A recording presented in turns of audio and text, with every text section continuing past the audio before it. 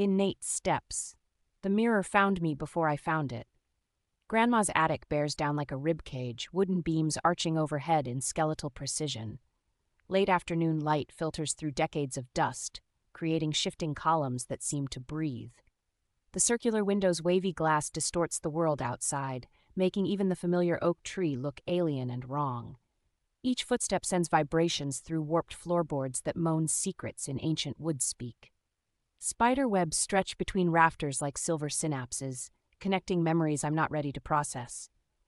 A music box somewhere in the shadows starts playing by itself, its tinny melody warped by time and neglect. The sound draws me deeper into the space, past towers of cardboard boxes that seem to lean in as I pass. The air grows thicker with each step, heavy with the musty sweetness of old paper and the metallic tang of tarnished metal. Yesterday's thunderstorm still lingers in the wooden bones of this place, petrichor mixing with mothballs and abandonment. Cardboard boxes slouch against walls like patient sentinels, their faded labels bearing witness to decades of careful storage. My cataloging supplies are laid out with military precision, labels in ascending alphabetical order, boxes sorted by size, acid-free tissue paper measured and cut to exact specifications. The organization soothes me, a barrier against the chaos that lurks in this cramped space where even shadows have shadows. Everything controlled. Everything perfect. Like me. Always perfect. That's what they all say, never seeing the cracks beneath the polish. The temperature drops as I move deeper into the space, each breath visible in the increasingly dense air. The sheet covering the full-length mirror catches my attention, yellowed fabric that somehow seems cleaner than it should be after decades of storage. As I pull it away, the heavy material slithers to the floor with a whisper that sounds almost like laughter. My reflection is wrong. All wrong. 8 ghostly footprints lead away from my image, like someone walked through fog on glass. They pulse with a faint luminescence that makes my temples throb, each one a heartbeat of truth I've been avoiding. Intelligence. The first memory crashes through me when I spot my Harvard diploma peeking from a box marked Achievements 2014. The leather folder's gold embossing catches the light like an accusation. My hand trembles as I reach for it, fingers remembering the smooth feel of water-soluble ink on my palm, the careful transcription of stolen answers. The test papers flood back, not just one moment of weakness, but 7 deliberate betrayals of everything I claim to be. The lecture hall materializes around me, the scratch of pencils, the suffocating pressure of expectations, the desperate need to prove I belonged among trust fund legacies and genuine brilliance. The memory is so vivid I can smell the wood polish, feel the scratch of starched collar against my neck, taste the copper penny I always kept under my tongue for luck. Every perfect score a lie, every accolade hollow, every achievement stained with the knowledge that I never earned any of it.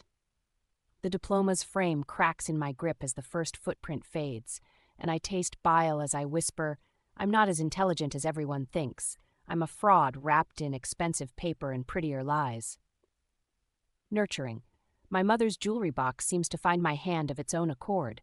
The broken ballerina inside lies twisted in her eternal pirouette, her painted smile mocking. Beneath tangles of tarnished chains, the sonogram paper feels thin as moth wings. 3 years ago. 8 weeks and 4 days of calculated smiles and performed excitement while inside, a void grew larger than any life could fill. My body rejected 2 pregnancies, but my mind had rejected them first. The memory of hospital corridors and sympathetic nurses blurs with images of other women's easy joy, their natural maternal radiance. Their arms cradle invisible weights while mine hang empty and grateful. When babies are passed to me at office parties and family gatherings, my skin crawls with wrongness. The second footprint vanishes as truth rises like morning sickness. I don't have a maternal bone in my body. Nature knew better than to trust me with life. Normality. Heather's perfume ambushes me, vanilla and jasmine infiltrating the dusty air like a memory made chemical. Impossible. She's never been here, yet the scent grows stronger as my fingers brush a leather-bound diary wedged between yellowing photo albums. The pages fall open to entries I wrote on my knees, carpet burns forming as I prayed through night after night. The ink bleeds through papers like tears, each page a testament to desperate bargaining. make me normal, make me want what I should want, make me stop dreaming of her. Church pews and confession booths blur into forced dates with men whose touches felt like sandpaper. Their names fade into a litany of failed attempts at fitting into spaces carved for someone else. The third footprint dissolves as I finally voice what my teenage self couldn't. I've never been straight, no matter how hard I tried, no matter how many times I begged God to fix what was never broken. Authenticity. A sliver of broken mirror catches my practiced smile, fractured into its component parts like a diagram of deception. I've cataloged them all. Customer service smile, teeth at 75% exposure, eyes crinkled but not enough to risk wrinkles. Board meeting smile, confident yet humble, right corner slightly higher to suggest approachability. Fiancé smile, loving but not desperate, warm but not passionate. The attic seems to shrink, wood groaning as years of performances play across the glass. When did my face become a mask I couldn't remove? When did I stop knowing where the pretense ended and I began? The fourth footprint disappears into fog as reality settles. I don't know who I really am anymore. I'm a collection of carefully curated expressions performing a person. Temperature. Grandma's mercury thermometer rolls into view, its silver line frozen like the heart everyone always told me I had. Ice Queen, they whispered in high school hallways. Ice Queen, they murmur in office corridors. The nickname stopped hurting because feeling hurt was just another thing I trained myself not to do. Each relationship ended the same way. It's like trying to love a statue. Do you ever let anyone in? Are you even capable of warmth? The fifth footprint fades as frost patterns form on the mirror's surface, beautiful and deadly. I'm incapable of true warmth. I freeze everything I touch, and I'm tired of watching things die in my winter. Empathy. The newspaper clipping flutters from a scrapbook, my first big story as a reporter. Family of 4, house fire, tragedy perfectly framed in my viewfinder. I remember analyzing camera angles while others rushed to help, calculating word counts while children cried. Pulitzer nominations don't mention how I stepped over dropped teddy bears to get better shots, how I turned human suffering into career currency. The sixth footprint vanishes as I admit what my colleagues always suspected. I don't feel things like normal people do. I observe, I analyze, I remain apart. Humanity is just something I study through a lens. Stability. My purse tips over, prescription bottles rolling like orange dice across uneven floorboards. Antipsychotics I've never told anyone about. Doses increasing as reality becomes increasingly optional. The family curse, Grandma called it between electroshock treatments. Seeing things that aren't there, hearing voices in empty rooms, fighting the chaos that threatens to overwhelm my carefully constructed order. The attic walls pulse like a living thing as the seventh footprint disappears. I'm not sane. I just fake it well. The madness is winning, and part of me wants to let it. Survival. The final footprint awaits as I face my reflection fully. The mirror ripples like disturbed water, showing me versions of myself that could have been. Happy versions, real versions, authentic and warm and alive, but they're not me. They never could be. Here's the ultimate truth about what's innate in me, what's been there since first breath. I don't want to live. I never have. I just exist because I'm supposed to.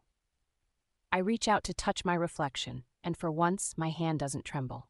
The glass feels warm, then hot, then liquid beneath my fingers. The attic sighs around me, wood and shadow and memory folding inward like a closing fist. In the moment before everything changes, I smile, and for the first time in my life, it's genuine. Agent Winters stands in the dusty attic, staring at the mirror and its 8 clear footprints leading away from where they found Stacey Morrison's body. The forensics team moves around her like ghosts, documenting and collecting. No signs of trauma, no poison, nothing to explain why a healthy 33-year-old woman would be found dead among her carefully labeled boxes and cataloging supplies. Just a body, arranged with unnatural precision.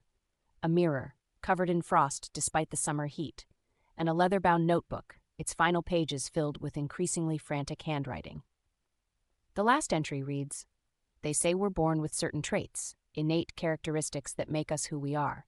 But what if who we are is no one at all?